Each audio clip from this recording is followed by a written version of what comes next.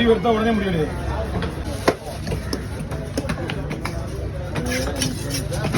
அந்த வயிறு பீஸ் தலை பீஸ் தனியாக கொடுத்துருவோம். இதுதான் அவங்க எதிர்பார்த்துட்டு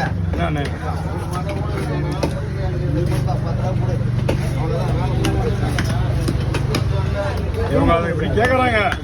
என்ன இந்த வீட்டில் இப்போ அவங்க பங்கு கேட்குற மாதிரி தான் இப்போ அவங்க நீ வீடு விற்று போட்டு கேட்கறது ரூல்ஸ் கிடையாது. இன்னொன்று அப்பா அம்மா இருக்கும்போது நீ அந்த வார்த்தையை கேட்கவும் முடியாது. எப்படி நீ அப்பா அம்மா இருக்கும்போது அந்த வார்த்தை நீ கேட்டுருவியா? கேட்கவும் முடியாது. ஒரு பார்க்கலாம் சரி ஓகேண்ணா.